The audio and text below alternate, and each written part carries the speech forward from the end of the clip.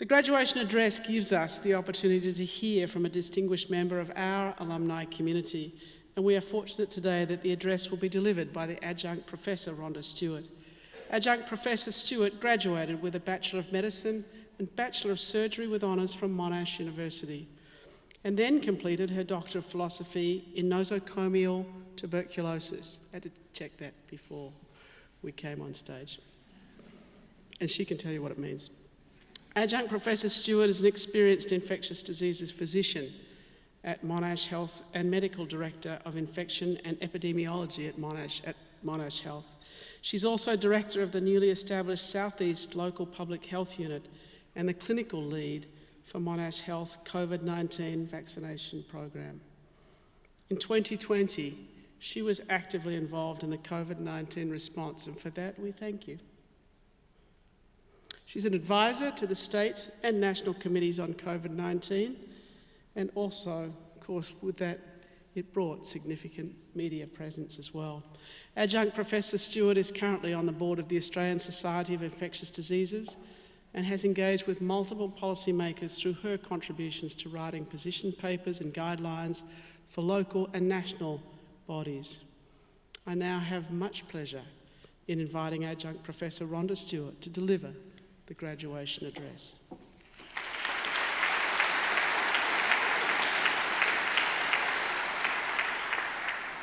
Thank you very much, and that music intro was amazing, I've got to say. Thank you to Deputy Chancellor, Dr. Megan Clarke, Senior Vice Provost and Vice Provost for Research, Professor Rebecca Brown, Head of the School of Primary and Allied Healthcare, Professor Terry Haynes, members of the faculty, family and friends, and especially a very warm welcome to the new graduates and congratulations to you all. It's been a big day. I didn't expect when I said that I would come here and speak that I'd be leading again another COVID program trying to manage an outbreak in our community. So it has been a big day, but I'm really honoured and humbled to be here in front of you on such a special occasion for you all. I graduated in 1988, 33 years ago now, and I sat in this very hall where you all sit now, relieved to have passed, excited to be with all my classmates, nervous and anxious about what the future had to hold. Last year I was made an adjunct clinical professor in the Faculty of Medicine, reflecting my ongoing commitment to research. I'm often asked about why I went into medicine, why I chose this career, why I chose infectious diseases, why infection prevention, and now why I chose to take on a leadership role. When I left high school as the only person I knew to go to university, I was not aware of the journey ahead, as you all won't be aware of your journey ahead, and in the latter part of my career that I'd be one of the people in a leadership role helping to protect our community in the largest infectious disease outbreak of our time.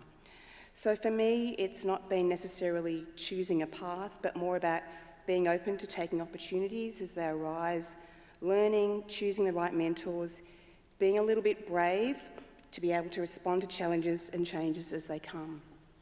I grew up in suburban Melbourne, my father and Fira Turner, my mother running a busy household, knowing that despite being proud of my parents for raising two children without finishing high school themselves, that I wanted more.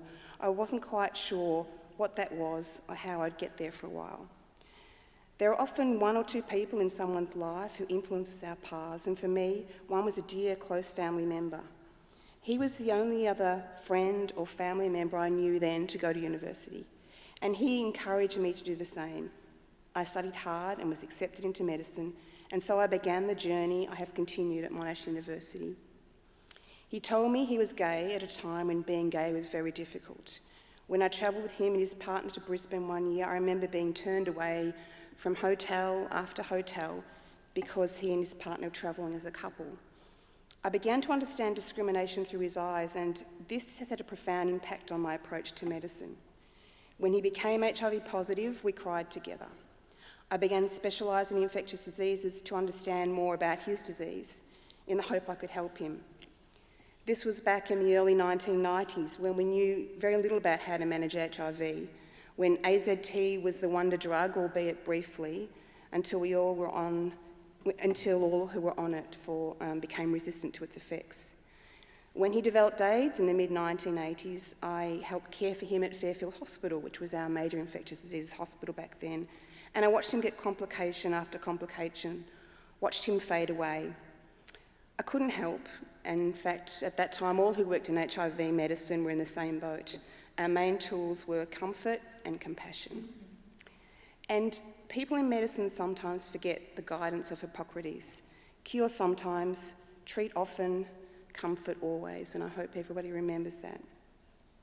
When he came to nearing the end of his life, he asked if I could help him leave the world and all the suffering he was going through. That was not something that was possible at that time, let alone the options available to a young doctor. This was one of my most difficult parts of my life, and it's been very pleasing now to see the advances in the treatment of both HIV, but also the establishment of a voluntary assisted dying legislation in Victoria. In fact, advances in my field over my career have and continue to be extraordinary. Now HIV treatment consists of combination therapy so that people live with HIV. The development of COVID vaccine, we're all hopefully getting vaccinated at the moment, has been in record time. Previously, it's taken up to decades to develop a vaccine.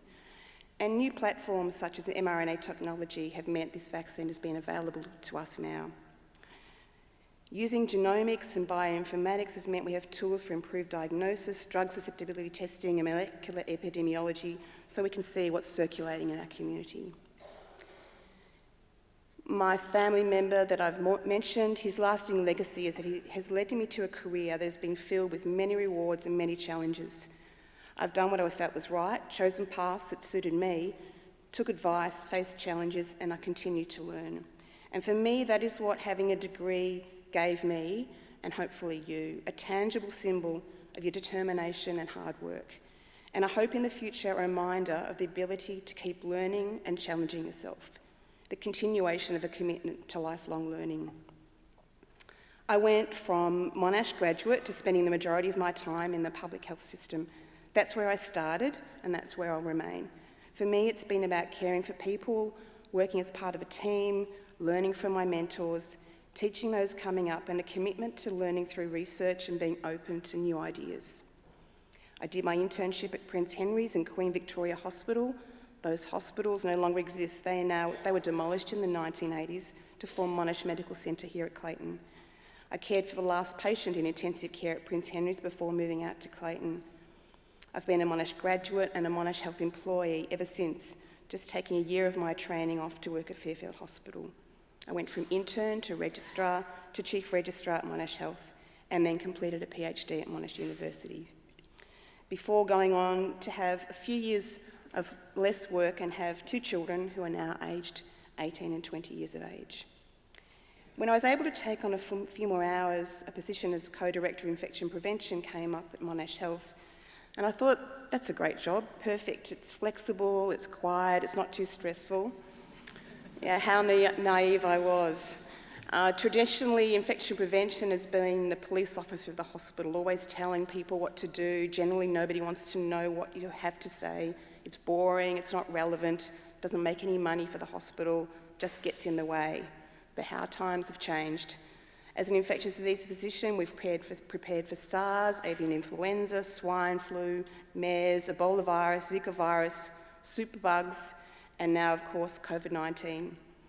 Every one of these challenges has been a mixture of interests, personal challenge, uncertainty, and of course a little bit of fear. But when all put together, provide the motivation, energy, and determination to succeed. The COVID pandemic has been the busiest and the scariest time of my career, but also one of the most rewarding. When COVID came along, everyone wanted to know what my profession thought about washing your hands, respiratory etiquette, contact precautions, PPE, ventilation, getting vaccinated. All these things became first on people's minds. And I went from being a relatively unknown face to someone in our health service everyone knew, with healthcare workers of about 18,000. Like many of us, I wasn't really prepared for what COVID-19 has brought.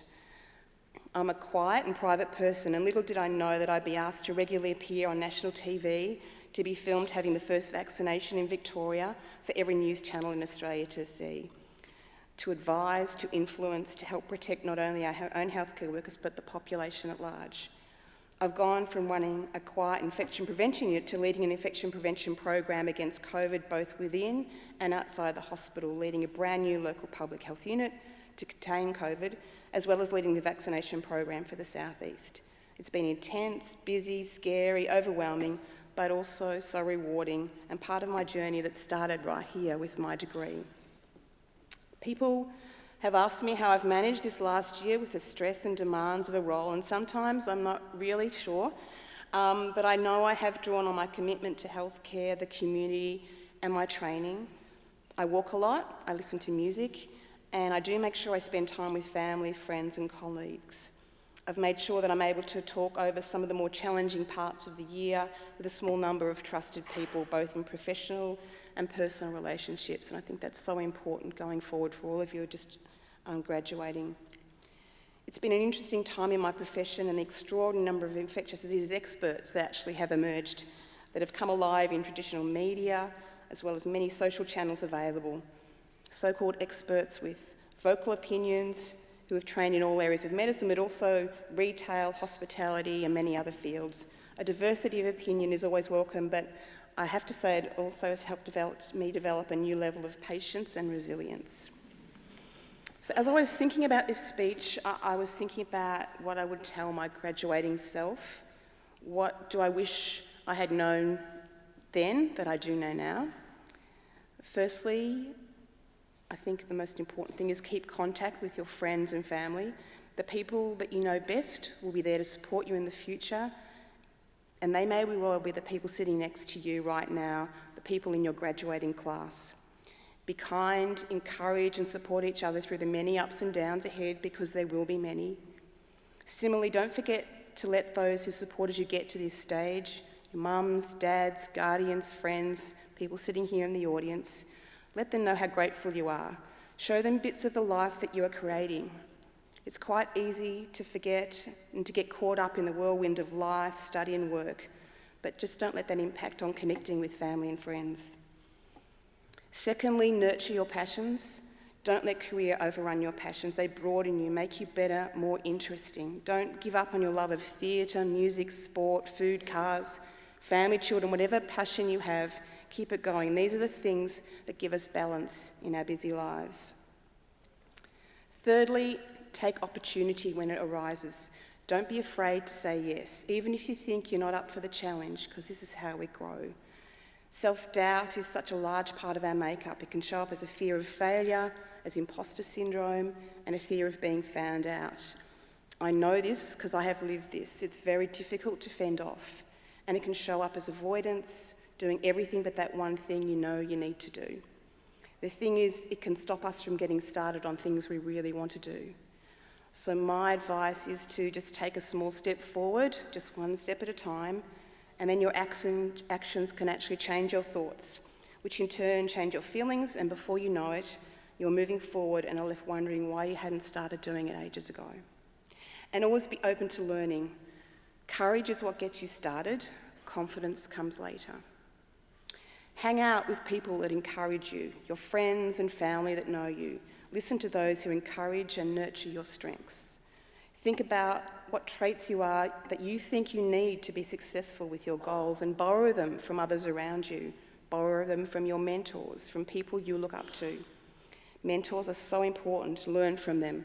Learn all their good habits and learn what their bad habits are and get rid of them. Finally, know that you are enough, that you are smart enough, talented enough to achieve your goals. You have the proof today. You have graduated. This is not the end of the beginning of your journey. Embrace it. Keep on learning and challenging yourself. Congratulations on graduating. Celebrate and enjoy. Thank you and good luck. And of course, I know you all will get the COVID vaccine when it's your time. Thank you.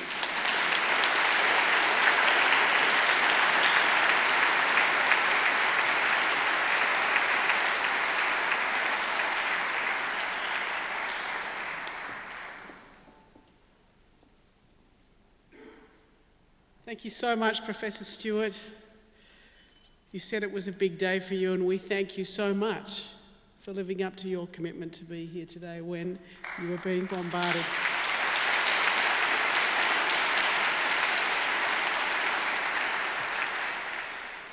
Integrity is the simple thing of doing what you said you were going to do, and you did that today, so thank you. And thank you for what you've done for our nation. You said you were a bit brave at the beginning, but I think you were hugely brave. You also mentioned first in family to come to Monash, and there's several graduates here in front of me that are also first in family to come to Monash, and it's something that Monash takes with deep pride. So thank you for sharing that. You shared the challenges of the GLBTIQ community as well, and reminded us of some of that history and your care for your friend. And you live Ancora Imparo, the motto of Monash. You reminded the students of such wonderful, personal, but very real advice. We thank you so much. Thank you for giving such a wonderful address. Please thank you.